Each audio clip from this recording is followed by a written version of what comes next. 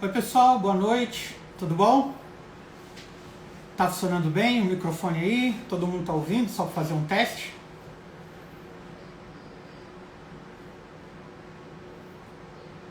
Estão ouvindo bem?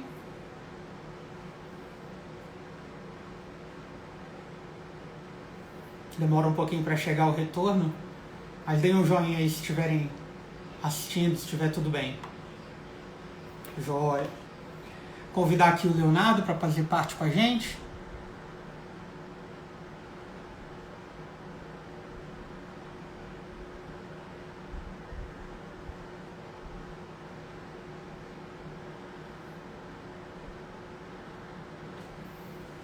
Joia. Bom, vou só pôr o Leonardo aqui na linha com a gente.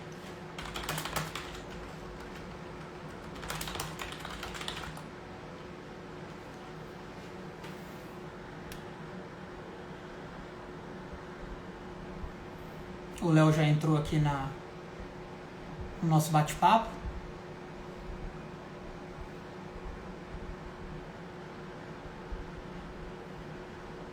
Léo, pode pedir aí para participar que você já entra aqui com a gente.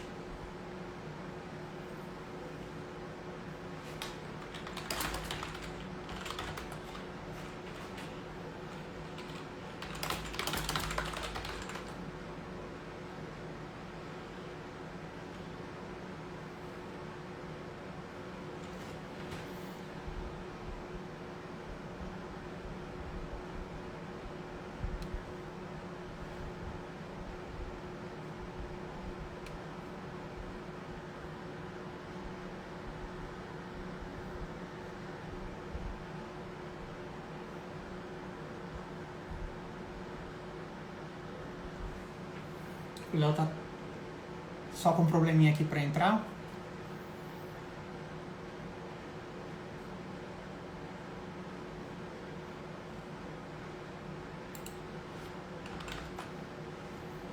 E vai sair para entrar de novo e a gente poder dar seguimento. Mas só para a gente começar, a gente, há 2 semanas atrás, entrou com uma série de vídeos falando sobre o novo normal.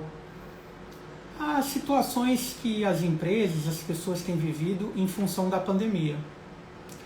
E disso surgiu um bate-papo com o Leonardo, que é quem vai participar aqui com a gente, advogado, especialista em direito civil.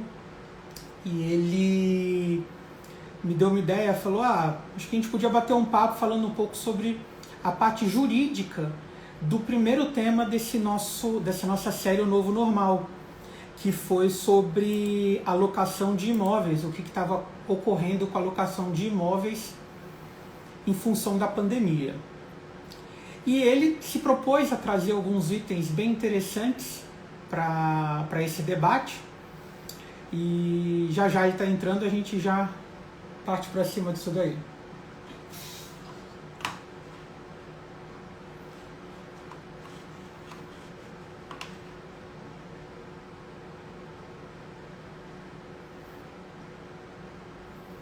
Nossa primeira live, então todo mundo está aprendendo, tanto eu quanto o Leonardo. Eu chamo ele de Léo, vocês vão ver durante esse bate-papo, porque eu e ele estudamos desde a 7ª série até o 3º ano do colegial juntos, lá em São Paulo. Então eu conheço ele há mais de 20 anos. Então somos amigos aí há bastante tempo. Deixa eu só olhar aqui pro lado, ver se ele mandou alguma mensagem aqui.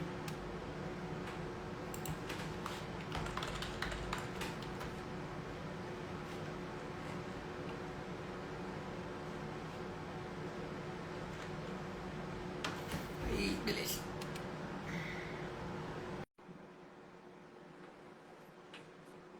Pronto, estamos conectando aqui ele.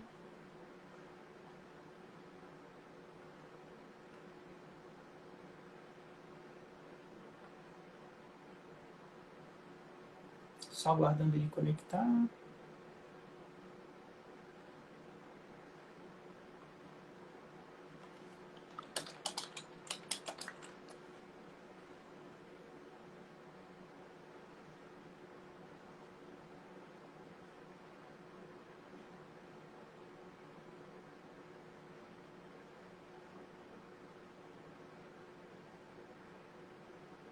A nossa ideia, a gente está começando hoje com essa série de lives.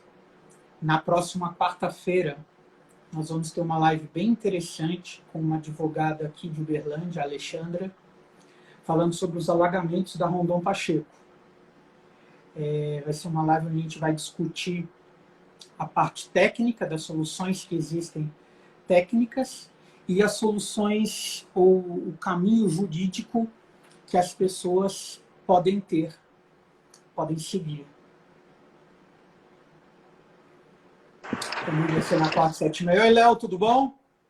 Fala, Zé, tudo bem? Como que você tá? Tudo bem também. Estava explicando aqui que é a primeira live nossa, então estamos aprendendo a usar o Sim. Instagram direitinho, né?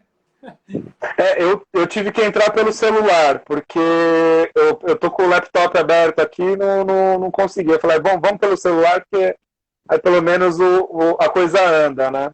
Conseguimos bater o nosso papo. Bom, Leonardo, então, formado em Direito, especialista em Direito Civil. Estava explicando aqui que aquele primeiro vídeo de locação de imóveis comerciais, você assistiu e falou, Zé, quero contribuir um pouco com a parte jurídica também. Você falou da parte técnica. Com certeza. E agora eu quero contribuir com a parte jurídica. Então, pode se apresentar, fica à vontade aí, Léo. Doutor Leonardo Venâncio, meu amigo Léo. Por favor, sem doutor, eu faço parte da nova advocacia, a gente evita eu pelo menos evito o doutor, né? Até porque eu não tenho doutorado ainda. Então, meu nome é Leonardo Venâncio, tenho 36 anos, sou advogado, especialista em Direito Civil. Tenho algumas outras especializações em contratos, lavagem de dinheiro e financiamento ao terrorismo, prevenção de lavagem de dinheiro e financiamento ao terrorismo, enfim, alguns cursos, mas no final das contas a minha área de atuação mesmo é Direito Civil. E dentro dessa parte de Direito Civil a gente acaba fazendo muito, e contratos, né? A gente acaba entrando mais nessa área de contratos imobiliários e por conta da pandemia do Covid, a gente teve muita coisa no passado, muita mudança aí, muita gente em desespero porque teve salários reduzidos, foi uma coisa bem complicada, né? Tanto para o locatário quanto para o locador. Não foi um ano fácil para ninguém, né? Mas nesse quesito aí de locação, a gente teve muitos problemas. E, infelizmente, a gente não tem uma atuação governamental forte para dar apoio para a população nesses casos, né?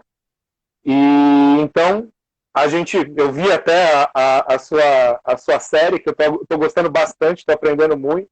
Quando a gente faz reforma em casa, a gente precisa ainda bem que tem amigo engenheiro, né? Como assim como é isso aí? Amigo advogado, né? Amigo de os amigos são os que nos salvam. Bem por aí. E aí, dentro disso, a gente está aí, né, cara, vendo o que fazer, como proceder, como ajudar as pessoas, né? Porque nosso intuito maior é realmente ajudar as pessoas a resolverem os problemas, né? Dentro de uma razoabilidade, óbvio, né? E assim, e na luta, né, cara? Porque é complicado, é uma época muito complicada e sem preparo, né? Ninguém estava esperando, né? Eu costumo dizer que os efeitos da pandemia são inevitáveis, né? E isso afetou, assim, todos os tipos de contrato, em especial, né, essa parte de locação imobiliária. A sorte que o judiciário, né, tem reconhecido essas questões como eventos imprevisíveis, como força maior, como uma onerosidade excessiva. Isso daí mais para frente a gente vai abordar esse assunto. E mas eu queria agradecer aí o pessoal que está, nossos amigos de colégio, familiares, que estão dando uma força aí na live também. Um monte de gente aqui mandando mensagenzinha. Bacana, pessoal. Obrigado pela presença de vocês. Nossos amigos aí de colégio, hoje quando a gente divulgou que íamos ter esse bate-papo, foram, não acredito, brincaram com a gente, falaram, não, vamos bater esse papo aí. Com certeza. Então vamos lá, Zé. Vamos lá. Você como técnico na área, como o engenheiro da área, por favor, começa aí, estou passando a bola para você. O que a gente percebeu, na época que começou a pandemia, eu até estava num grupo bem forte aqui de Uberlândia, que possui mais ou menos 1.000 funcionários, e a primeira atitude foi ligar para os... Assim, tem a sede própria, que cabiam mais ou menos 300, 400 funcionários, e a primeira ação foi ligar para os proprietários de imóveis dos outros 600 funcionários, pedindo no mínimo 6 meses de carência. E assim, foi o primeiro... Aí muitos proprietários falaram, não tem como dar carência, porque também vai cair minha renda nesse período de pandemia. Então, todo mundo ficou perdido, né, nesse assunto. E até, que a gente vai até conversar um pouco mais, eu tenho visto a questão de ações, né, jurídicas já entrando nesse quesito, e eu faço algumas perícias para o Tribunal de Justiça aqui de Minas. Já vi engenheiros sendo convocados para avaliar o preço do aluguel, quanto era, a parte revisional técnica, e para embasar a discussão jurídica. Então, o que a lei prevê nesse caso, Léo? A gente teve um projeto de lei que foi até de um senador mineiro, né? O Antônio Anastasia. Foi Anastasia. Anastasia, do PSD de Minas Gerais. O projeto 1179 de 2000 e acabou se tornando a lei 14.010 de 2020, que previa que não poderiam ser ajuizadas ações de despejo até 30 de outubro de 2020. Mas aí começou a ter um grande problema, porque assim, o cara que paga aluguel estava com problema, mas o cara que recebe o aluguel e que vive de aluguel também ia ter problema. Então isso daí se tornou uma discussão legislativa e esse projeto acabou sendo inócuo.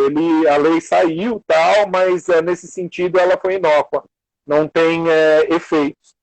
Então, o que aconteceu, o que acontece? A gente vai ter que usar os princípios básicos de direito para poder resolver esse tipo de contenda, né? Para a gente poder dirimir esses problemas que surgem.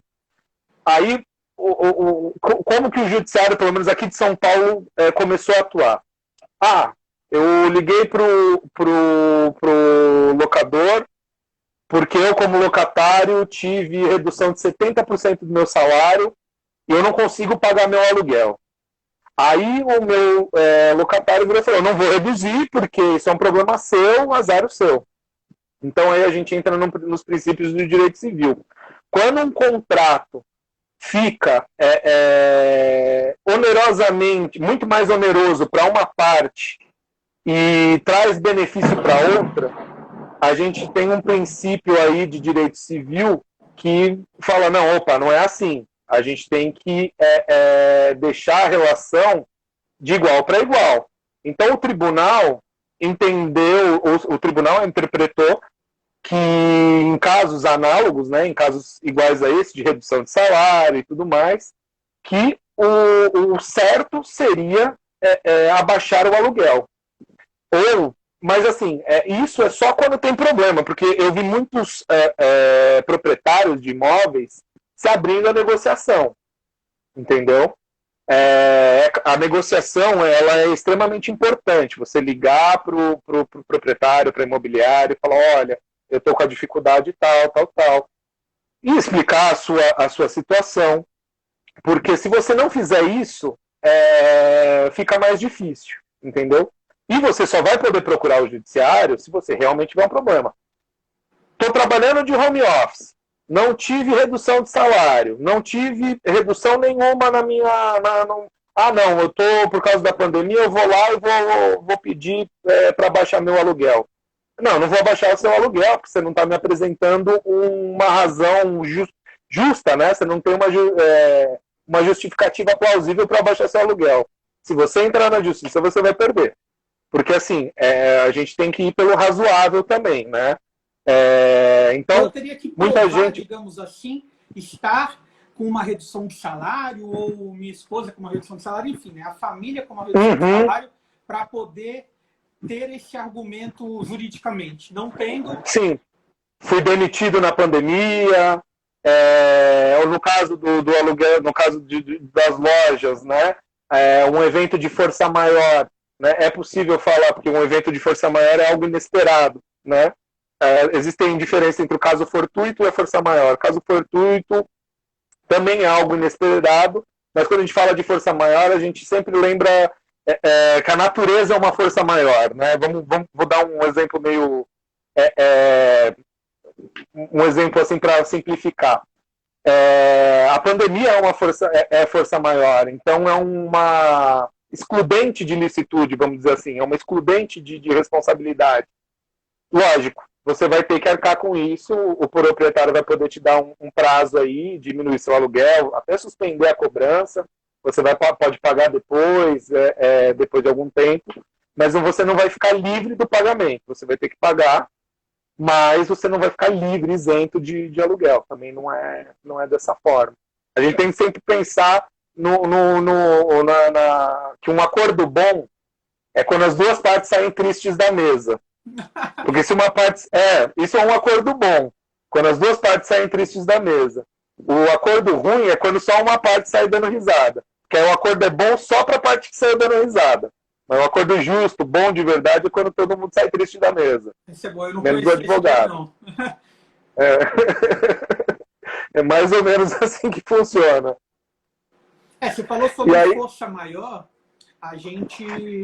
Eu trabalhei muito tempo em contratos de shopping, de construção de shopping, obras comerciais, e realmente consta lá nos nossos contratos essa parte de força maior. E sempre tinha uma cláusula embaixo falando como você justifica a força maior. Primeiro, o principal que acontece em obra é chuva, né? Só fazendo um parênteses. Mas, a cidade de Uberlândia, já se sabe que de dezembro a março só chove. Então, esse pode alegar que é um período de chuva. Agora, como uma força maior. Agora, se você pegar junho, julho e agosto, que a série histórica não tem nada de chuva e de repente cai um dilúvio, acho que aí também deve ser considerada essa parte de força maior, né? Sim, sim. Que nem aqui em São Paulo, todo dia tá chovendo também, tá? Essa época de verão, né? A gente sabe que a gente tem aí a época de maior índice de chuvas e tudo mais. E assim, cara, é perigoso, né? Eu tô precisando fazer uma pintura aqui e tô esperando a chuva passar. O pedreiro me liga todo dia. Eu falo, quando tiver chovendo, você não vai pintar aqui não, porque aí acabou de pintar, chove, todo dia que eu gastei em tinta vai pro ralo. Não.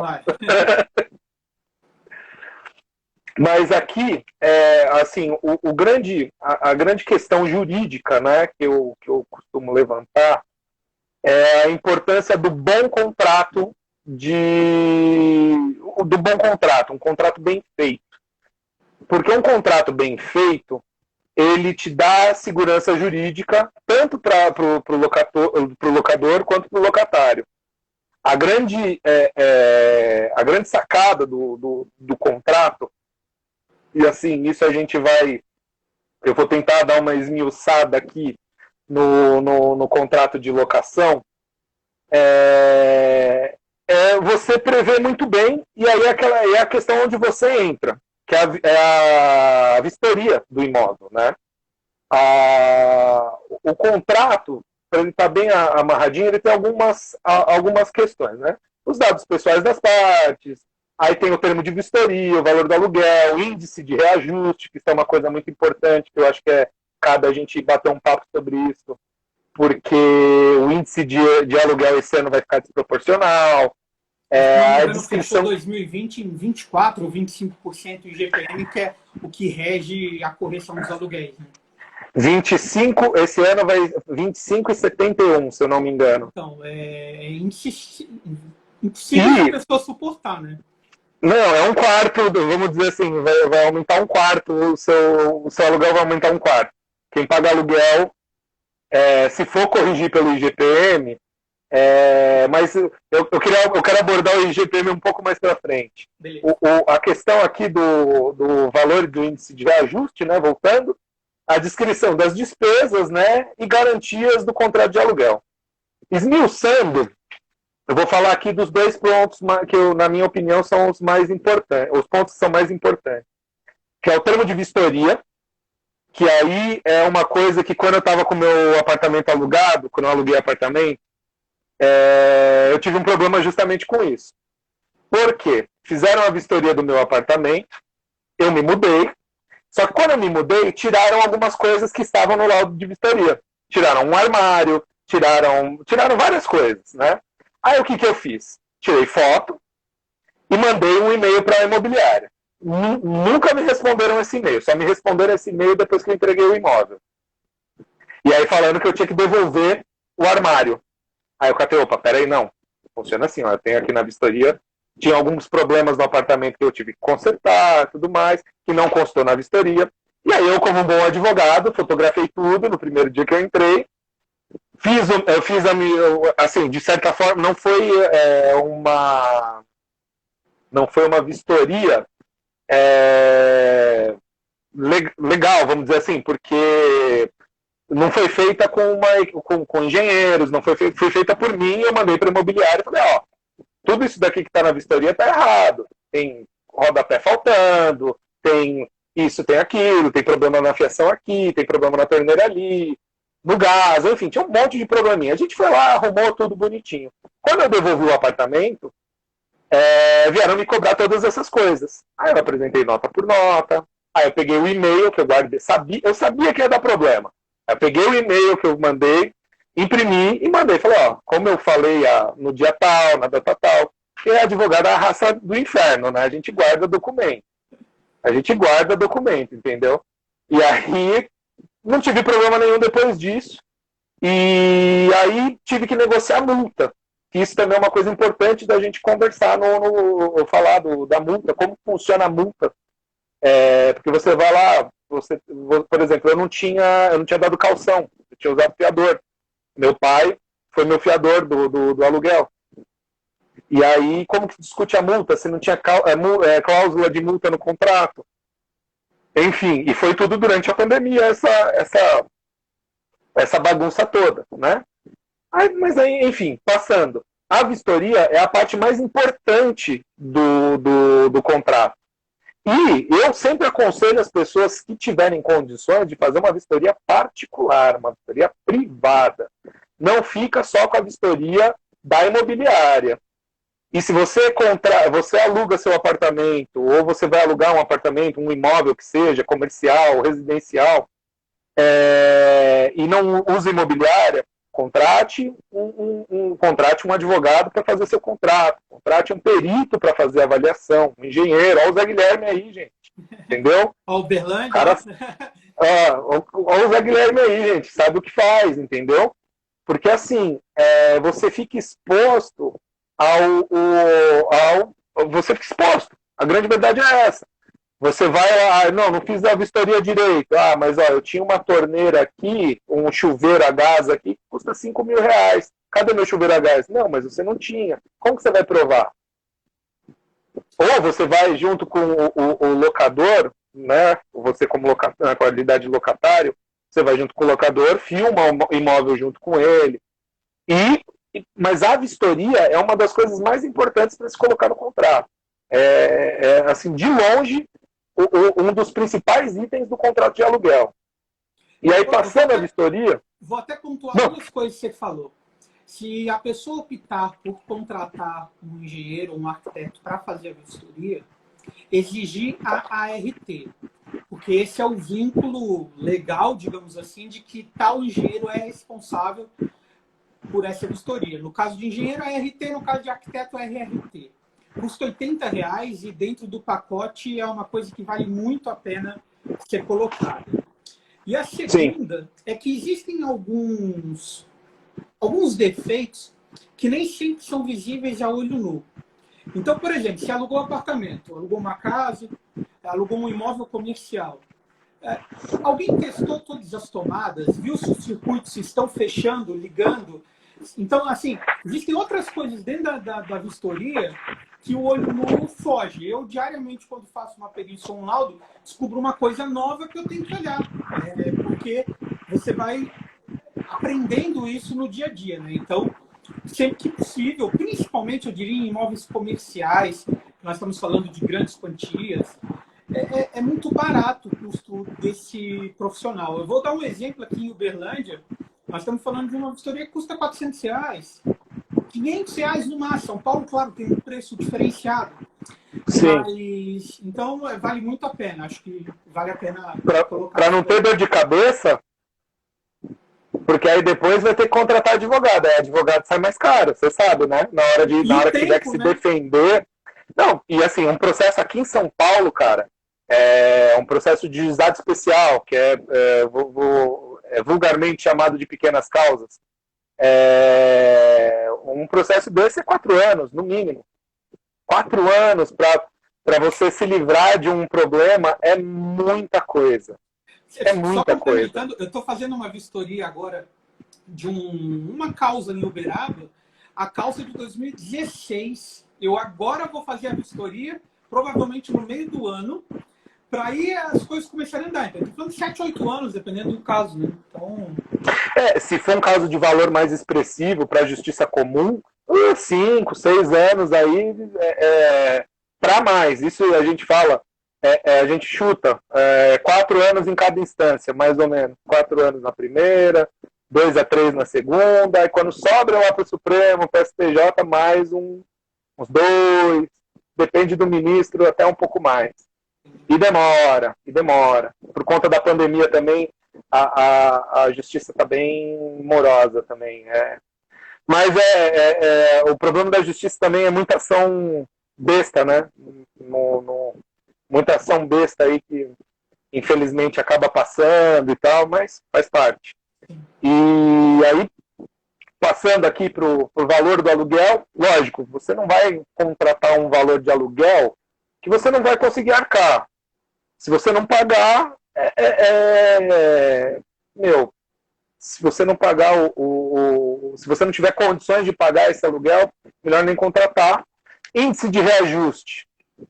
As pessoas costumam usar o IGPM porque falam que ele é o índice do aluguel. Não, ele não é o índice do aluguel. Na minha opinião, o aluguel deveria ser corrigido pelo IPCA, porque o IPCA ele é o índice de inflação. Então, ele seria um índice proporcional. O IGPM, ele já é um índice que ele está mais atrelado a commodities. Então, ele está, de certa forma, atrelado ao dólar, entendeu?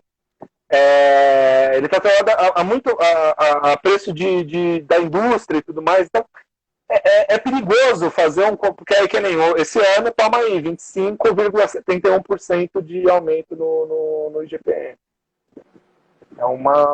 São um quarto do valor que você paga de aluguel hoje. É um valor que eu diria que todo mundo vai ter que sentar para negociar, né? Vai. É o que está escrito no contrato, mas ele é um valor inviável, né? Então, realmente, as pessoas vão ter que sentar e conversar. E é aí que entra a beleza da legislação. A lei de inquilinato, ela, no artigo 18 e no artigo 19, ela fala que você tem condições de repactuar o valor do aluguel, entendeu? Principalmente quando ele fica desproporcional. Então, assim, a legislação, ela, de certa forma, protege, né? Ela dá esse amparo, né? E aí, que nem eu vi muitos casos ano passado de gente que não tinha mais condições de pagar o aluguel e falou, não, vou devolver o imóvel, consegui pagar até tal, não vou negociar com o meu locador, mas eu tenho a multa, eu preciso pagar a multa, né? Como que eu faço para pagar a multa? Aí todo mundo fala, não, a multa são 3 aluguéis. Não é bem assim que funciona. Existe um cálculo que ele é meio padrão para fazer essa multa, né? Vamos dizer assim, para a gente chegar num valor justo da multa. E aí é até um cálculo que ele é fácil de fazer, que advogado não faz conta, né? Você sabe disso. Quem faz conta é engenheiro. Como você sabe, da época do colégio, eu nunca foi bom de matemática, né? Então, a questão aqui é assim, você pega um aluguel, vamos supor, um contrato de R$1.000 por 36 meses. Aí você vai ter que dividir esses R$1.000 pelo número de meses do contrato. 1.000 dividido por 36. A gente vai chegar no valor de R$27,77 reais. Aí, obtendo esse valor, você vai pegar e vai fazer o seguinte, você vai pegar a quantidade de meses do contrato que não foi cumprido. Então, por exemplo, eu fiquei 10 meses no imóvel e ficou faltando 26 meses de aluguel, né, para pagar, 26 meses de contrato rescindido. Então, você vai pegar esses R$27 e calcular vezes 26. E aí você vai chegar na multa de R$722. Que foi a forma que eu acordei com o meu antigo locatário para poder devolver meu imóvel, meu apartamento na época. Esse mesmo cálculo de multa, ele serve também quando o locador pede o apartamento ou o imóvel de volta? Por exemplo, eu estou alugando para você, surge uma oportunidade interessante, eu vou lá, quero rescindir com você para alugar para outra pessoa. É o mesmo critério de cálculo? Pode ser, isso é negociável. Isso, na verdade, esse cálculo ele não é uma regra, viu? Ele é um padrão, assim, ele é um costume. Não não existe legislação em cima disso. Mas, normalmente, quando o locador pede o imóvel, e aí tem previsão de multa, aí vai em cima da multa prevista no contrato. Normalmente, esse acerto aqui eu fiz porque no meu contrato não tinha previsão de multa. Então, foi uma coisa mais assim de bom senso. Foi um acordo de cavalheiros, vamos dizer assim. Eu paguei o último aluguel e essa multa proporcional que eu achei justa na época. Entendeu? Mas isso não é lei, não é regra. Isso daí é um costume, principalmente aqui em São Paulo. A justiça usa esse cálculo também aqui em São Paulo. Entendeu? Mas por conta da pandemia, muita coisa mudou. Então, assim, a pandemia facilitou, e assim, eu tive a impressão de que os proprietários foram bem... A maioria se sensibilizou com a situação e acabou fazendo bons acordos, né? Não tem muito o que fazer, né? Infelizmente, a gente está vivendo rescindir o seu contrato e conseguir outra pessoa que esteja pagando em dia, eu acho que é menor. Então, mais vale um bom acordo realmente do que a dispensa ou alguma coisa nessa linha, né? E assim, muitas empresas devolveram os escritórios, devolveram as lajes comerciais que tinham e vão manter os funcionários home office para sempre. Minha esposa está assim, a empresa dela fechou vários escritórios que tinha, mandou ela para casa, mandou computador, mesa, cadeira e falou: a gente te dá uma ajuda com a internet e é isso, não vamos mais pagar aluguel. O segundo episódio até que eu fiz dessa série do Novo Normal fala sobre isso. Você veio trabalhar em casa, você tem que adequar a sua casa, porque dependendo de onde você está, você tem que construir um quarto, porque senão você está dividindo um espaço que é um escritório mal bolado, você tem que melhorar a questão de ar-condicionado por conforto. Sim. E a parte que você falou bem interessante, nem era muito um dos assuntos que a gente ia entrar, mas o fato da empresa ter mandado cadeira, mesa, eu acho que tem a ver com a parte de ergonomia, né? Dele garantir que a pessoa não vai depois entrar com um processo de... uma trabalhista aí. De vício do corpo por conta disso, né? Uma lesão por esforço repetitivo, um problema de coluna. Eu tenho todos os problemas de coluna que você pode imaginar. Então, para mim, eu preciso de uma cadeira boa, eu preciso de uma... A altura do computador tem que estar boa. Eu levanto de tempos em tempos para ficar um pouco em pé, para dar uma volta para a coluna não pegar. Então, assim, e é uma empresa que se preocupou com isso, porque muita empresa não se preocupou, não. Trabalha aí. Eu, no começo, estava trabalhando com a cadeira da mesa da sala lá. Aqui, onde eu estou morando agora, eu improvisei um escritório, ainda não está pronto, a gente está fazendo algumas reformas, né? E aí, assim, é complicado. A minha esposa também está trabalhando de casa, meu filho está assistindo aula de casa. Então, quando tem reunião é engraçado. A gente tem a agenda das empresas, do escritório, e a gente tem a nossa agenda de casa. Não, eu preciso usar o escritório para fazer reunião agora. Ficou complicado aqui o negócio. Mas eu vi também as empresas tiveram que devolveram, né, as salas comerciais. Eu vi muita gente se reinventando e usando espaço para coworking. Isso é uma coisa que ficou bacana também.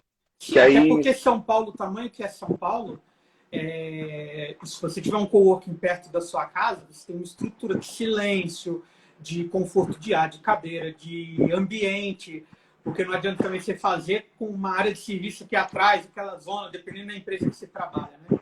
Então, o coworking é uma boa tática. E tem uma questão interessante do coworking, que você faz um contrato de aluguel porque assim, quando você faz um contrato de aluguel de até 90 dias, independente de se você está alugando uma casa na praia ou um lugar para você ficar por até 90 dias, é um contrato de temporada, entendeu? Então ele tem as benesses do contrato de temporada, é um contrato mais simples, ele prevê menos, ele tem menos ônus, né, para ambas partes. É bem, como o colega aqui falou, uma engenharia adaptação, exatamente. É adaptação. É uma coisa que o brasileiro é craque. Exatamente. Isso a gente é top. Então, e aí é isso, assim. Mas, assim, a questão que eu vejo que mais pegou pro pessoal é realmente não saber como proceder. Porque não ficou claro se, não, até 30 de outubro eu não posso entrar com ação de despejo, mas, pô, o cara tá me devendo aluguel faz muito mais tempo que isso, antes da pandemia. Não, você pode entrar com ação de cobrança de aluguéis e convolar ela depois em uma ação de despejo por falta de pagamento. Que aí são as ações previstas lá na lei de inquilinato também. Isso daí, porque assim, eu vi muito proprietário preocupado com isso. O cara já não estava me pagando, agora ele não quer pagar mais, vai falar que é tudo culpa da pandemia. Não, porque tem gente que por outros motivos, N motivos, que não cabe a gente também entrar muito no mérito, mas você pode entrar com ação de cobrança, entendeu? Isso daí não é que você não... eu não posso mais processar, estou sendo prejudicado. Não, você pode, entendeu? Só que a pandemia acabou, para quem realmente paga, quem faz as coisas direito, a pandemia acabou ajudando, entendeu? Acabou dando uma força, né? Das empresas, das pessoas terem se aproveitado, digamos, quem já devia aluguel, para tentar colocar isso no balaio aí, né? Tem um shopping aqui, talvez o maior shopping aqui de Uberlândia, a gente estava fazendo uma vistoria recentemente e conversando com a equipe administrativa, ele falou, a gente aproveitou os 6 meses, eu acho que os shoppings ficaram fechados, e tirando toda essa raça que não estava pagando aluguel. Porque eles vieram com esse negócio de não, então eu tenho que renegociar tudo, então aproveita e sai. Então fizeram uma limpa dentro dos shoppings e agora novos lojistas estão entrando, porque lojista foi um dos que infelizmente mais sofreu, né? Shopping. O comércio foi muito prejudicado. O comércio em geral, assim. Meus pais tinham comércio, fecharam. Meu pai aproveitou o ensejo e aposentou de vez. Aí ele falou, e aí, pai, vai fazer alguma coisa? Vou pescar. Eu, na idade dele, faria o mesmo também, viu? Espero chegar na idade dele, espero fazer o mesmo. Tem que trabalhar bastante para chegar nisso daí. E aí, mas assim, eu vi muito disso, muita gente desesperada. Ah, eu vou perder minha casa, eu perdi emprego, porque assim, eu tive um caso que a família é uma família, um casal, ambos perderam o emprego, moravam de aluguel. E aí, como que eu faço? O que que eu faço? Né? Não, o que você faz é simples.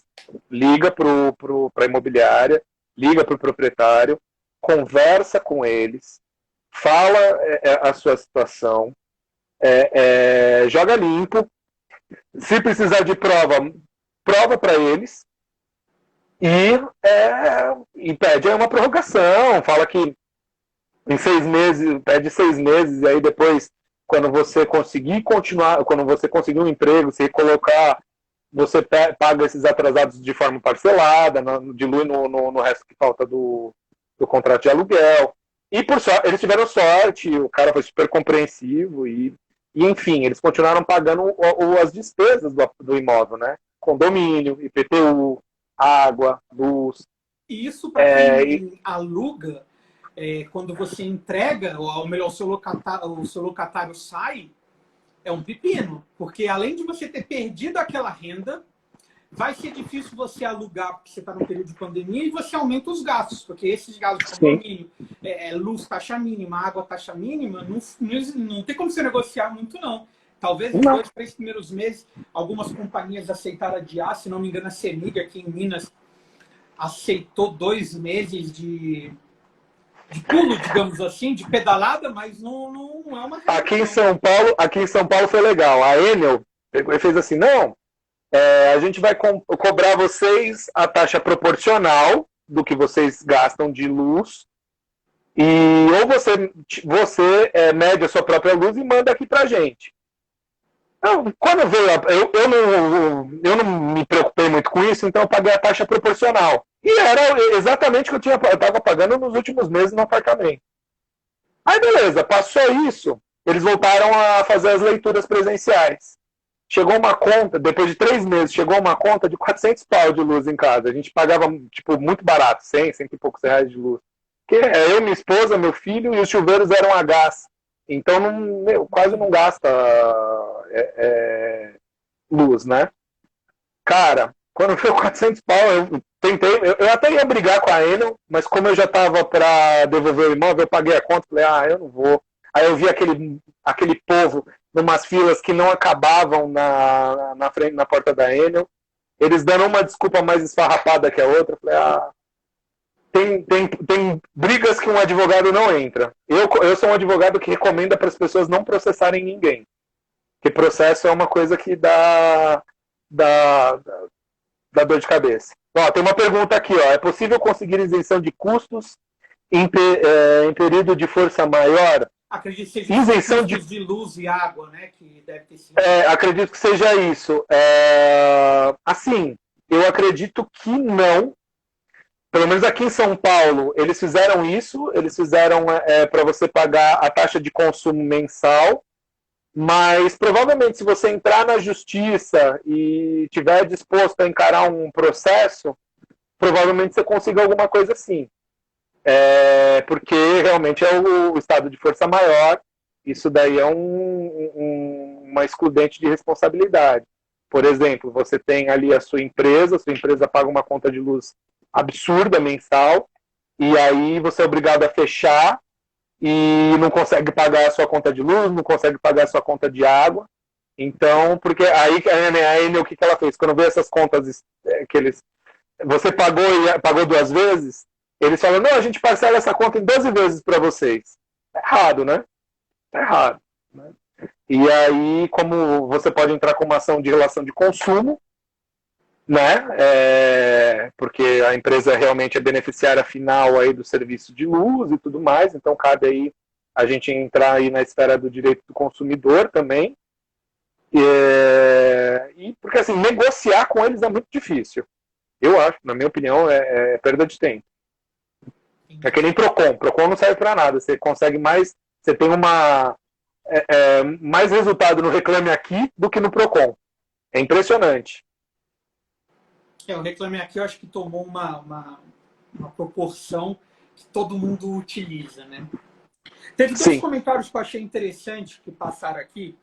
Um foi do Alexandre Braga. Ele tem um canal no Instagram chamado Arquitetura Irreal.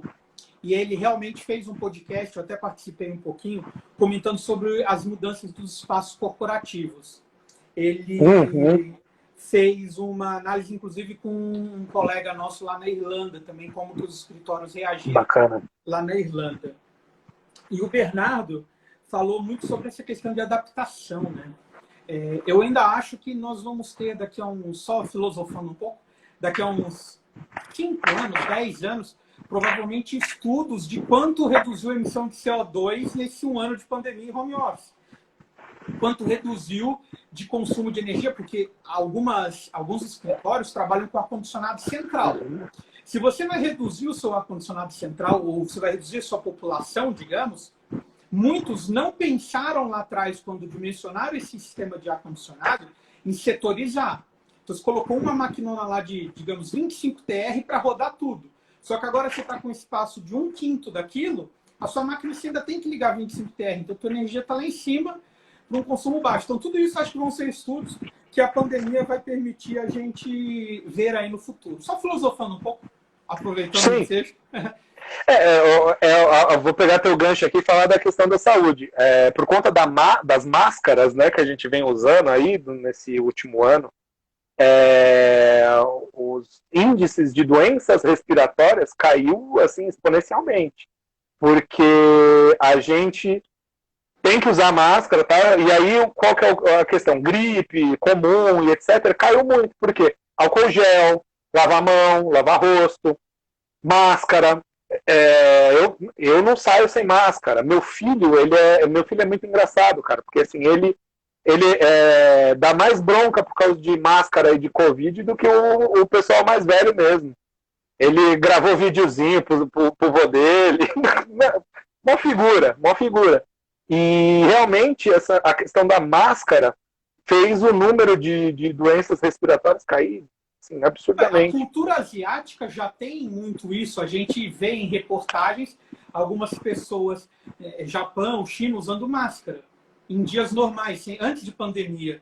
Talvez seja um costume que algumas pessoas até passem a utilizar aqui, né? Mesmo depois que a gente conseguir aí ter uma imunização legal. O Alexandre está falando aí, é verdade, o álcool gel nunca mais sairá das nossas vidas.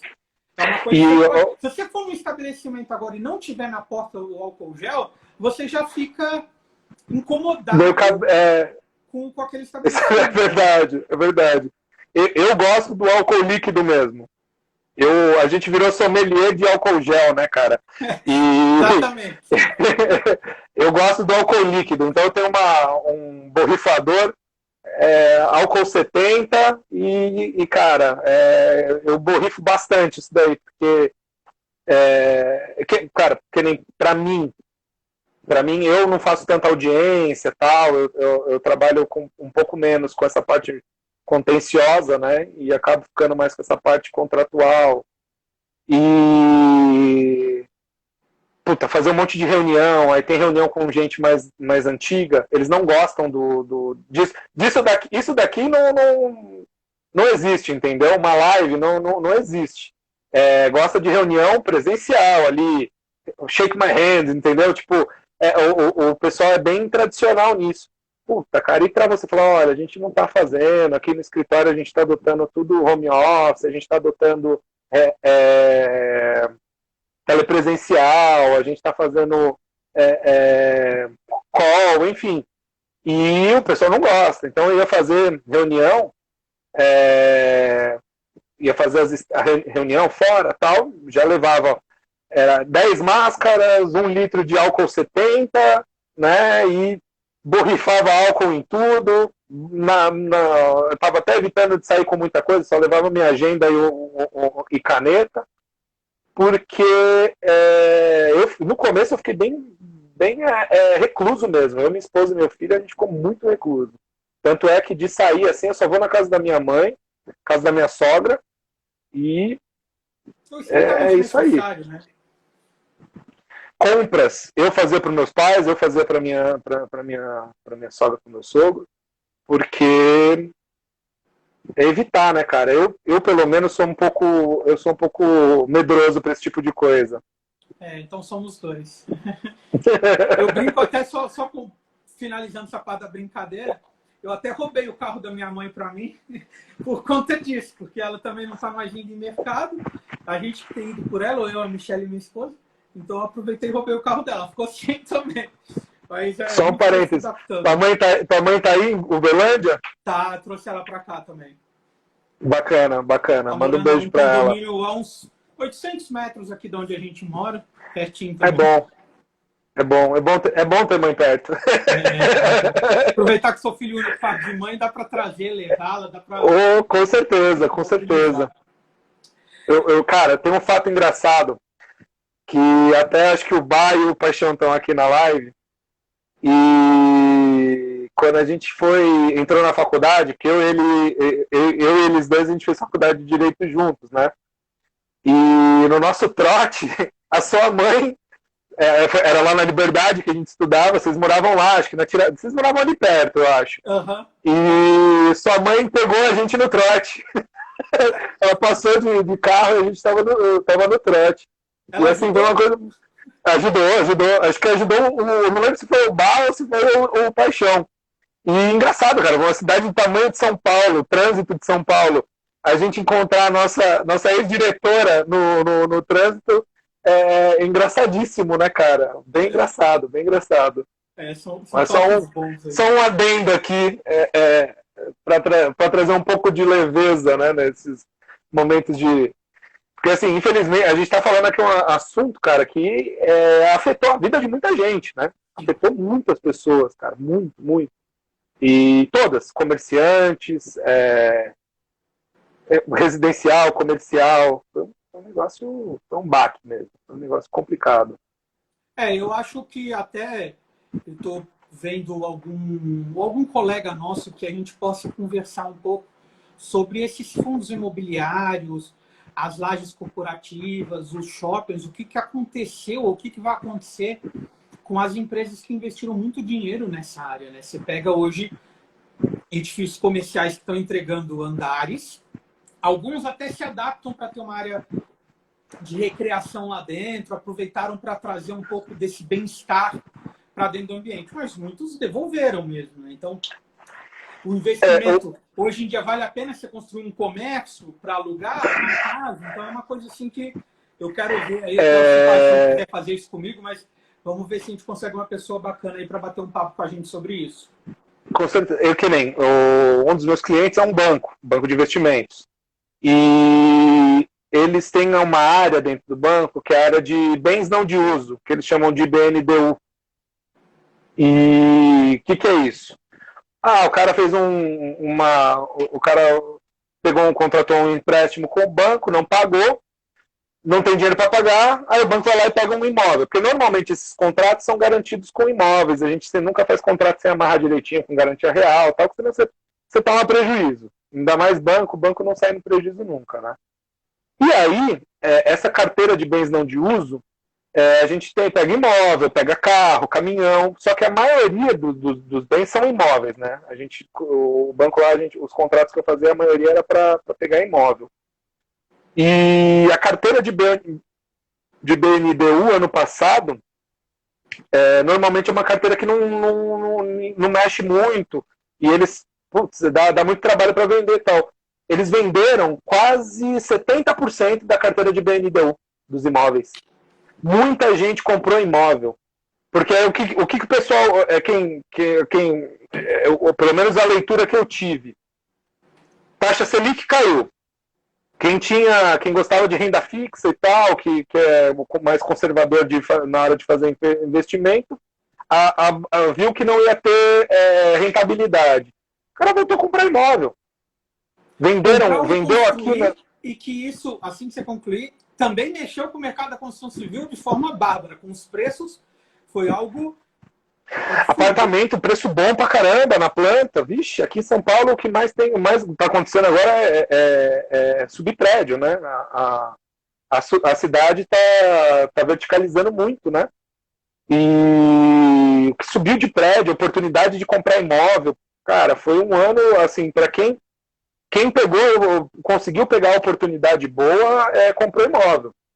E eu vi isso, e eu vi muita gente também migrar, aquele cara que fazia o CDB, o Tesouro Direto, e para o fundo imobiliário, né, os FIs lá, que são fundos negociados em bolsa. Daí é bacana, é um investimento bacana também de fazer. Eu não tenho muita propriedade em falar, porque não é a minha expertise, mas com certeza o pessoal acabou buscando uma rentabilidade maior nessa questão aí de investimento. Só abrindo complementando esse parênteses aí, né?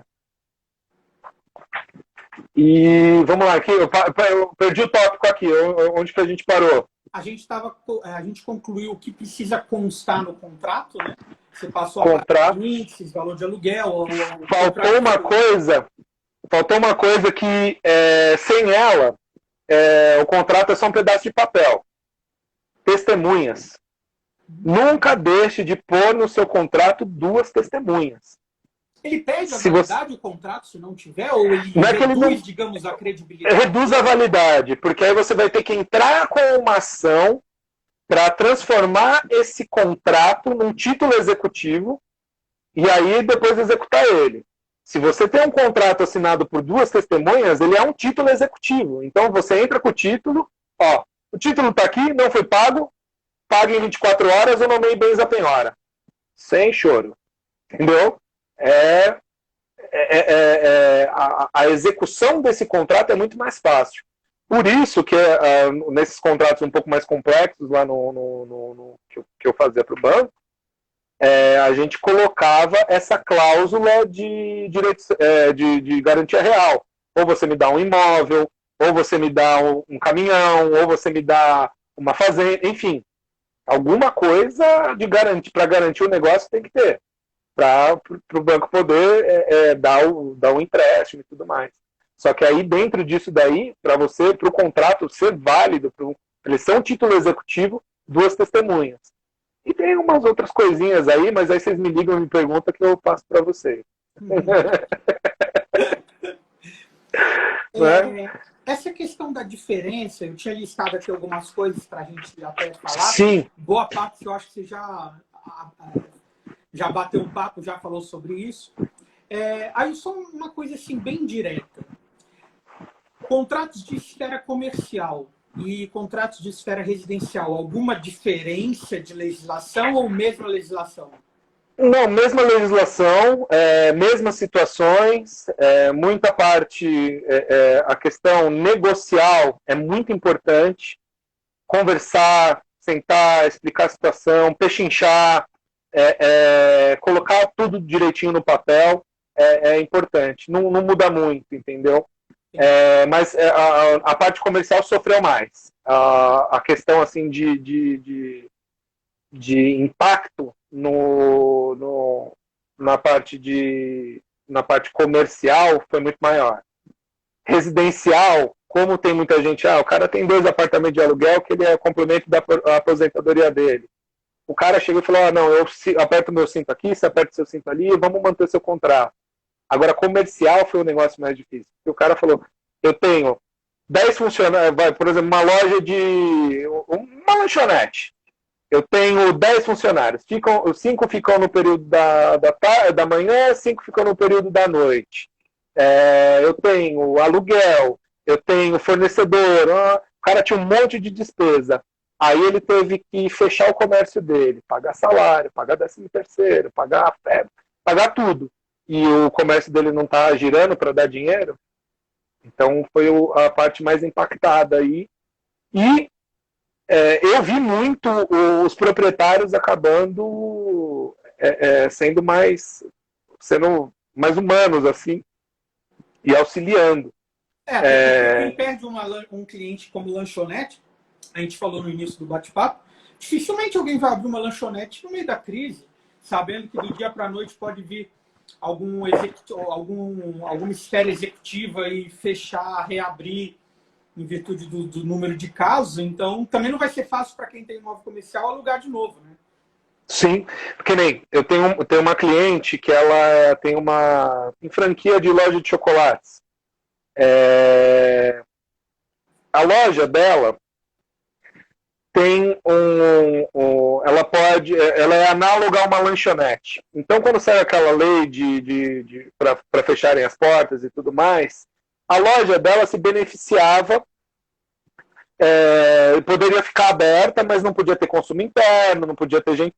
Foi aquela, né, assim, podia fazer delivery e o takeaway, que você pega o produto e vai embora, né? Tipo o drive-thru do McDonald's. E aí, o que aconteceu? Prefeitura de São Paulo, que não é besta, né? Foi lá e multou ela em R$10.000. Porque aglomeração na loja. Aí ela me ligou, mal preocupada, falou, meu, o que eu faço? Eu pago essa multa, não pago? Eu falei, não, você não vai pagar. Vamos conversar que eu faço uma ação para você. A gente entrou com uma ação contra a prefeitura para anular essa multa. Nas filmagens, a gente tem que não entra ninguém na loja, não sai ninguém da loja, passa uma pessoa só, além dos entregadores de iFood, que pegam as encomendas na porta da loja e não entram nem nada. Tem uma pessoa só que compra um chocolatinho lá na loja e vai embora. Aqui na Casa Verde, uma das lojas dela. E aí, eu falei, aí tomou uma multa, R$10.000. Aí entramos com a ação, tal, eu fiz ação, a prefeitura não apresentou defesa, foi revel, né? Quando você não apresenta defesa, a gente chama de revelia, né? Que os fatos do autor são tidos como verdade. Mas para o poder público essa revelia ela é meio mais ou menos, né? Que o poder público sempre está na nossa frente de alguma forma, né? E aí estamos lá, estamos batalhando, mas a primeira parte a gente já teve sucesso. Mas teve muito disso também. Os comércios estavam funcionando meia porta, e nesse sistema aí de delivery ou takeaway, muitos foram multados. Tive também algumas ações de gente colocando o tênis para fora da porta do prédio, o síndico lá e multando. Porque estava ocupando o espaço em comum do prédio, estão dando multa. Aí entramos com ação também, a gente está tendo aí sucesso nessas ações também, porque, porra, cara, tá numa pandemia, você vai trazer o vírus para dentro da tua casa, deixa o tênis ali, passa o lisoforme, uma cândida ali e tal, deixa ali fora um tempinho, não vai ficar ali para sempre, né? Vai pôr para dentro depois, mas tem que ter razoabilidade também, né? Tem. Assim, das minhas dúvidas, para eu concluir, de bate-pronto, assim, o locador que teve a inadimplência do locatário, não conseguiu um acordo, simplesmente o locatário parou de pagar, qual a primeira ação que ele deve fazer? E a mesma pergunta para eu, sou locatário, fiquei sem condição nenhuma, liguei para o locador, ele não abriu mão, o que eu devo fazer, juridicamente falando? Quando a diplomacia falha, diferente do que a gente ouviu por aí, você não precisa da pólvora, você precisa da caneta. Então judicializar. Você vai entrar aí com o inquilino, no caso, vai entrar com uma ação de revisão de aluguel. Só que aí, para entrar com a revisional de aluguel, tem que provar que teve problemas financeiros, tem que provar que foi afetado pela pandemia. Aí a gente entra lá no Código Civil, nos artigos que falam da desproporcionalidade do contrato, que o contrato ficou extremamente oneroso para uma das partes. Então aí é abordado esse lado. E no caso do proprietário, mesma coisa, judicializa, e aí vai ser cobrança de aluguéis, né? E hoje, como aquela lei lá não colou, teve veto nela, despejo por falta de pagamento, entendeu? Sem muito o que falar. E aí, se o contrato for um contrato bem feito, é aquilo que eu falei. Em vez de você fazer uma ação de cobrança, você faz uma ação de execução direto, que é uma ação mais curta e já é focada no recebimento, entendeu? É uma coisa mais, é um instrumento legislativo mais eficaz, né? Legislativo não, desculpa. É um instrumento jurídico mais eficaz. Você vai entrar lá com uma execução e o retorno da execução é mais fácil. E aí, aí entra numa área que eu trabalhei bastante também, que é a recuperação de crédito. Recuperação de crédito é uma área que acaba, que a gente vê muito aí, que é ações de execução. Quando o contrato é daquele jeito lá que eu te falei, que não tem as assinaturas, a gente entra com uma ação monitória, que a ação monitória do cheque, a ação do cheque prescrito também, e aí entra em outras especialidades aí do direito civil. O direito civil é muito amplo, né? Eu acho que eu como civilista, eu puxo sardinha pro meu lado, né? E direito civil é muito, muito amplo, assim, tem muitas áreas, muitas ramificações. E dentro do direito civil, eu gosto de fazer praticamente tudo. De divórcio até aí uma ação aí mais complexa aí, que acaba envolvendo uma parte aí de direito administrativo aí, ações que envolve posse, propriedade, uso capião. Eu vou ser sincero para você, eu entrei nessa área de perícia tem 1 ano, trabalhei sempre com fiscalização de obra, execução de obra, e eu me surpreendi com a quantidade de coisas que nós, engenheiros, ajudamos vocês. Muito! Divórcio, você precisa saber o quanto custa o imóvel que as pessoas moram para poder fazer partilha. É avaliação. Exato, assim, é um leque gigantesco. Inventário. Um pouco para o meu lado, é gigantesco. E assim, para cada ação, 3 engenheiros são contratados, né? No mínimo um assistente técnico do réu, um do autor e um que vai fazer a perícia. Então, é o perito judicial, que é o que o tribunal indica, e aí os assistentes técnicos. E assim, eu lembro que a gente teve uma ação uns tempos atrás, eu ainda era sócio do Rodrigo, na Atlas. A gente teve uma ação que eu acho que até foi você que deu o caminho das pedras das perguntas que a gente tinha que fazer para o perito. Acho que eu lembro de uma fachada.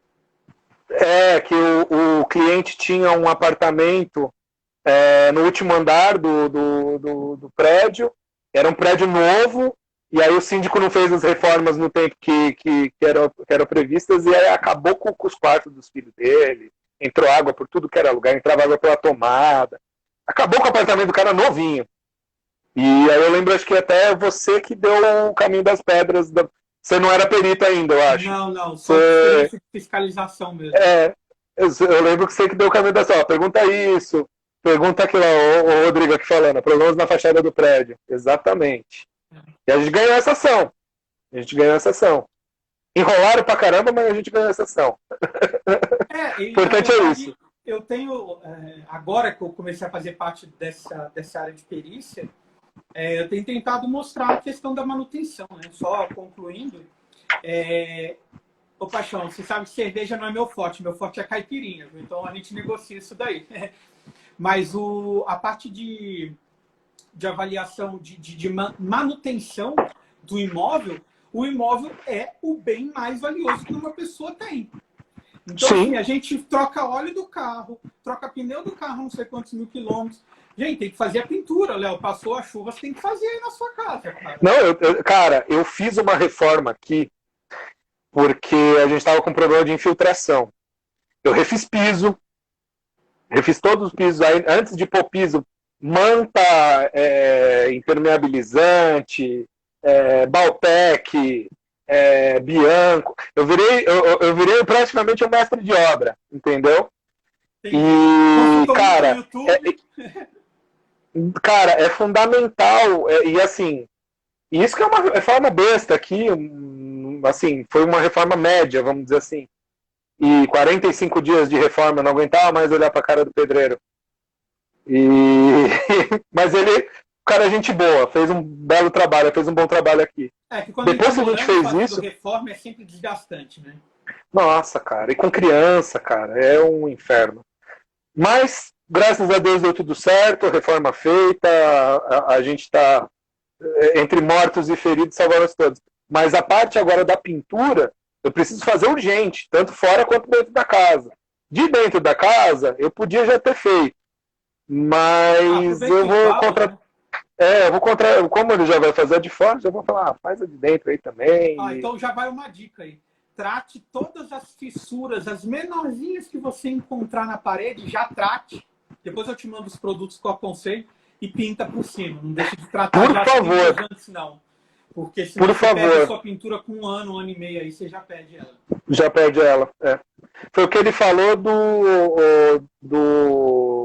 na hora que a gente refez o piso aqui, porque em cima aqui a gente tem uma área de serviço que o piso estava todo detonado, enfim. E aí ele mesmo falou, precisa passar a manta, eu preciso fazer... ele falou, antes de fazer o piso, eu vou fazer um contrapiso fininho de massa com bianco. E aí a gente faz o piso. Ele falou, você não vai ter problema de infiltração nunca mais. Cara, já deu uns temporal aqui, não vi uma gota, graças a Deus. Que bom. Léo, mas queria agradecer, se alguém tiver alguma pergunta aqui. Exatamente. Nós estamos começando agora nessa área de Instagram, né? Eu vi a necessidade de participar do Instagram por conta de, primeiramente, dar algumas dicas, porque assim, em 8 meses que eu estou fazendo perícia, tem uns 10 problemas que a gente encontrou em todas as obras e coisas muito simples de terem sido evitadas, entendeu? Então a gente quer coisa difícil. Essas faceizinhas aí dá para resolver já na construção. Sim. Então eu queria que você deixasse aí o teu Instagram, teus contatos, a gente vai colocar essa live depois no YouTube. Então, excelente. Vamos começar nesse trabalho aí de divulgação. Sim, na parte contratual, e aí entra mais para a especificidade mesmo do meu trabalho. Essa parte de contrato, eu faço ela completa. Eu tenho também, até conversei hoje sobre isso, eu faço a abertura de empresas de holdings imobiliárias e holdings familiares. O que são essas empresas? São empresas, por exemplo, o cara tem 10 imóveis, tudo na pessoa física. Eu abro a empresa, a holding imobiliária para ele, a gente coloca todos esses imóveis dentro da empresa, para a administração da empresa ser mais fácil. E aí, esse cara tem filhos, aí ele acaba falecendo. A sucessão desses bens fica muito mais fácil na hora de que você tem uma empresa, porque você já distribui cotas, você já faz... Enfim, é todo um trabalho em cima disso. Para imobiliárias, faço os contratos também, contratos à prova de bala. Para particulares, contratos à prova de bala também. Você vai ter problemas? Dificilmente, mas acaba sendo mais... acaba sendo um problema minimizado pela qualidade do contrato que você tem. Contrato... É possível trocar o IGPM? Sim, é possível. O IGPM, eu vi uma pergunta aqui da Tati, esposa do Rodrigo. Tati, funciona assim. O IGPM, ele não é um índice do aluguel. Ele é usado, mas ele não é um índice oficial. Ele não é obrigatório para aluguel. Os índices que eu tenho indicado, que eu tenho feito contrato, é o IPCA e o INCC. O IPCA desse ano, ele vai chegar em 3,92% nos últimos 12 meses. E o INCC, ele vai chegar nos últimos 12 em 7,86%. Então, dá para trocar o IGPM sim. Porque ninguém quer pagar 25,71, acho que vai ser o IGPM esse ano. Eu até anotei aqui para não... Não, falei errado. O IGPM vai ficar em 24,52. Puxado. Eu não sabia não que o vale INCC poderia ser usado para contratos de locação, não. A gente usa Pode, é um índice de correção. A gente já usa muito eles em reajuste de construção civil, mas nunca vi usar reajuste de contrato com ele, não. Já vi o IGPM e o IPCA. Ó, aqui eu vi uma pergunta aqui de um colega advogado, se o contrato já prevê o IGPM. Se o contrato já prevê o IGPM, como o aumento é desproporcional, né, a gente tem aquela questão de onerosidade lá que o Código Civil prevê, que é o artigo 478, se eu não me engano, a gente pode judicializar e discutir, mas eu prefiro conversar, entendeu? Se você já está se você já está no imóvel, o contrato está vencendo, você pode repactuar o contrato e usar um outro índice, né? Aqui em São Paulo tem funcionado. Interessante. Léo, eu sei que não é tópico da nossa live, se precisar a gente até responde depois, mas uma pergunta que eu vi acontecer muito, principalmente aqui no condomínio que eu moro. Tá? O condomínio que eu moro ele tem 3 anos de gente morando, de construção, e está com 55 construções aqui. E muitos tiveram problema do empreiteiro que fechou a obra por empreitada global, então ele fechou por um preço fixo, não está conseguindo dar conta.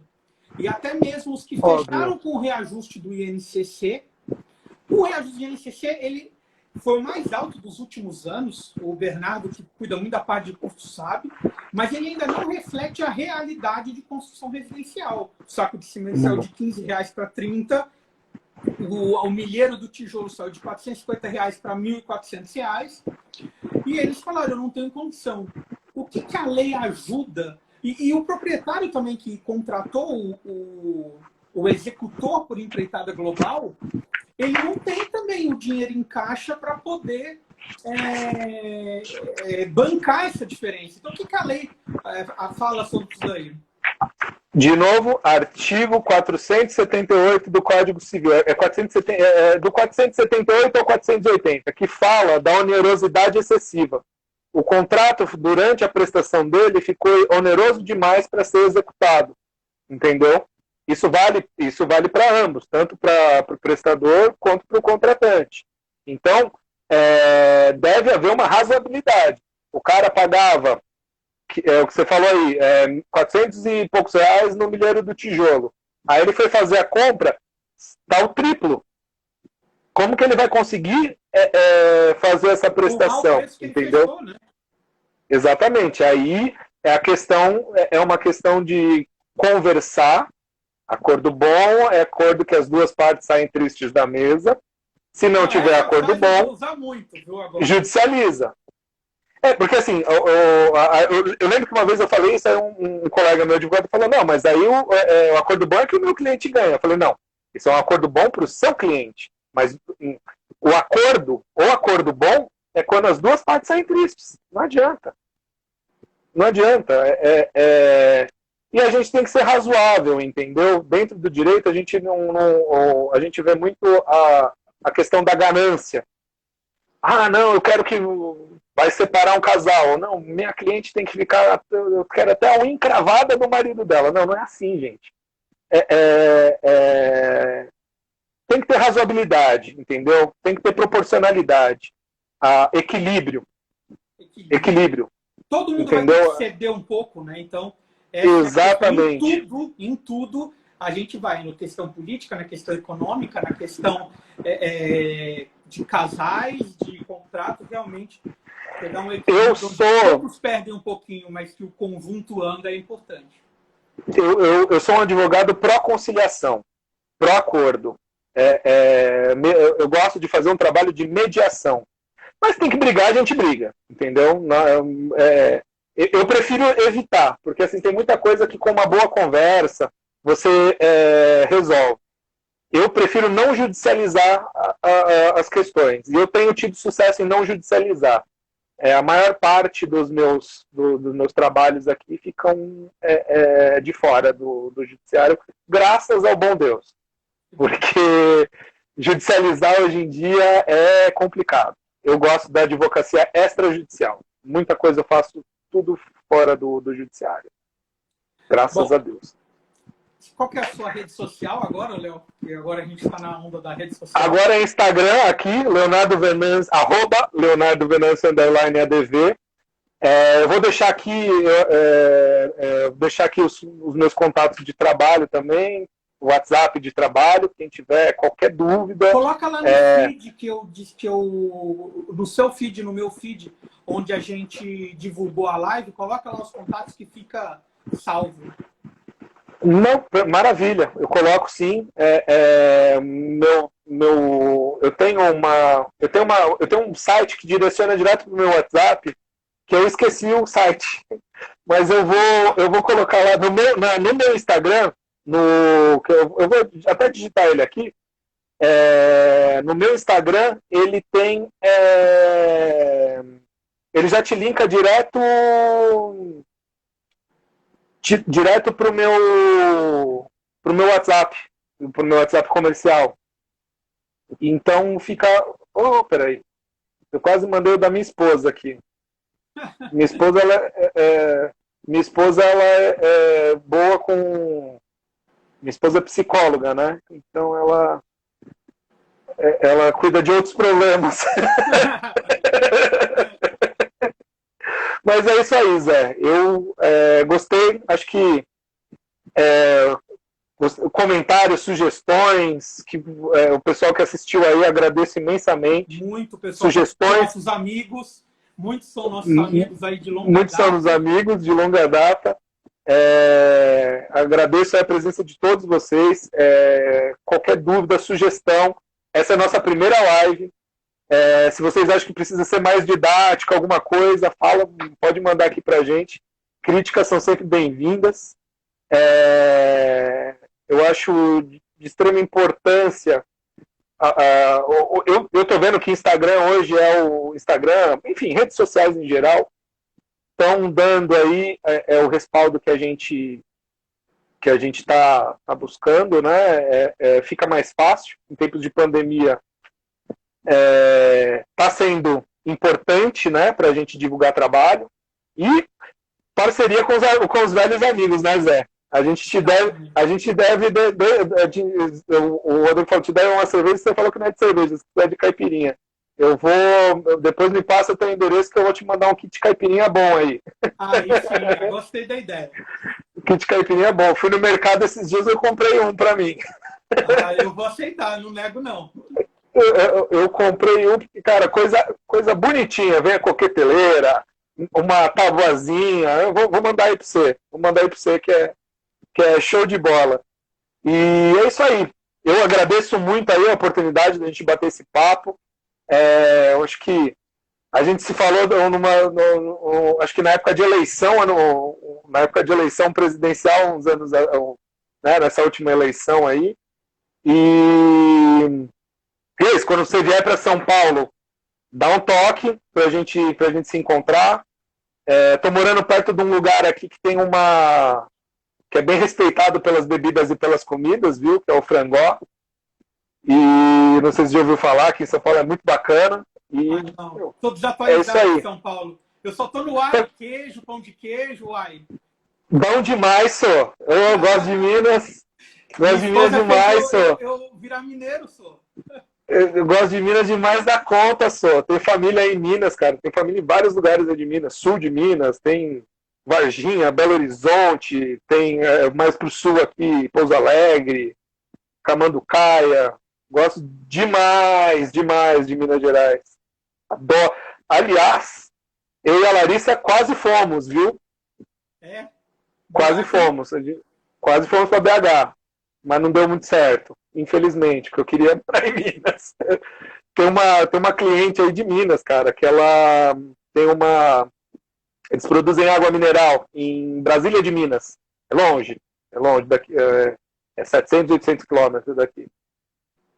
É bem afastado. Bom, mas é isso aí. Zé, brigadão.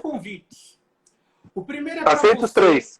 Acho que a gente poderia, em meados de março, fazer uma live sobre os tipos de contrato de grandes obras. Eu sei de 3, que é PMG, preço máximo garantido, empreitada global e administração. Acho que é um tema legal da gente fazer uma live. Bacana. Faço o convite para a gente ter tempo aí de fazer. E vai ser bom. Vai ser bom porque amanhã eu começo um curso de contratos aqui na FGV, que é justamente direcionado para contratos mais robustos. Então, é um tema que eu quero muito abordar. Convidar aos nossos amigos que estão aqui para verem a série de vídeos que a gente colocou sobre dicas fáceis de construção civil, como evitar um vazamento de janela, como evitar uma umidade ascendente do piso, como evitar um probleminha de telhado. São coisas muito simples que não precisa de quase nada de investimento e resolve problemas aí a longo prazo. Eu estou acompanhando muito essa tua série aí do YouTube, porque está me ajudando aqui, viu? Então, eu gostei da composteira. Eu gostei muito mesmo de montar. Está sendo um desafio muito legal. Tá bacana, cara. Tô gostando. Eu gostei da composteira, porque eu gosto de mexer com planta. Tanto é que aqui eu montei a primeira, vamos conhecer, já tô com 2 e estimo que meados de fevereiro eu já tenha acabado as 2. Eu tô querendo montar uma composteira aqui. Eu ainda nem falei pra minha mulher, entendeu? Mas eu vou montar uma composteira aqui para produzir produzir uns alimentos aqui. Fica bom, cara. Eu gosto de mexer com planta. Eu sempre gostei de mexer com planta. Então, vou ver se eu faço. Vou ver se eu pego as dicas lá da composteira para fazer aqui. E tocar minha hortinha aqui. E o terceiro convite é principalmente para o pessoal aqui de Uberlândia. Na quarta-feira da semana que vem, às 7h30, a gente vai fazer uma live com uma advogada daqui, né? Você é de São Paulo, a Alexandra, aqui de Uberlândia, falando sobre o principal problema de alagamento aqui em Uberlândia. Existe uma avenida aqui, Léo, chamada Rondon Pacheco. É como se fosse a nossa 23 de maio, digamos assim. Liga quase a cidade inteira. E ela é o corredor norte-sul de vocês aí. Isso. Aqui eu não lembro se ela é norte-sul, leste-oeste. Acho que é leste-oeste, mas é o mesmo conceito. A nossa radial aí. Vamos falar sobre soluções técnicas para se resolver o problema, com engenharia. E a parte legal, a responsabilidade do município, o que nós, se tivermos passando por uma situação de alagamento, o que pode ser feito da parte jurídica. Então, quarta-feira que vem, está convidado se quiser assistir. Vou participar porque eu tenho até umas sugestões. Vou assistir. Quero, né, outra. É importante a gente trocar essas figurinhas, né, cara, com os advogados, com engenheiros. Isso que você falou, cara, da questão da engenharia dentro do direito, das perícias, cara, é fundamental. É fundamental. A gente conta muito com perícia, com esse tipo de perícia, porque a gente não sabe fazer, não tem como. Vou puxar a sardinha pro meu cliente. É isso que eu vou fazer. Um contrato é que nem você, a gente dá aquela... Mas não entrar no critério, vocês que são graduados para isso. Nunca foi bom de matemática, de física, nunca. Você já era bom. Eu lembro que você era bem bom nessas matérias. Não vamos contar as histórias de colégio, não, porque dá mais uma live e os nossos amigos aí de aí vão ficar malucos. Aí tem que fazer Quem está assistindo a live vai ficar descobrindo coisas que ela não podia descobrir, então... É melhor, não, deixa quieto. Minha mãe acho que está na live aqui também, deixa quieto. Maravilha, Zé. Brigadão mesmo. Eu vou deixar no YouTube ela, vou te mandar também para você pôr aí no YouTube, tá bom? Maravilha. Eu não tenho canal de YouTube, mas eu vou ver se eu crio um também. E aí a gente divulga ela. Vamos começar isso daí. Eu ainda sou o cara do cartãozinho, entendeu? Então tem que... tem que melhorar. Valeu. Zé, brigadão. Um abraço a todos que assistiram. Obrigado aí, pessoal. Um abração. Tchau, tchau. Tchau, tchau.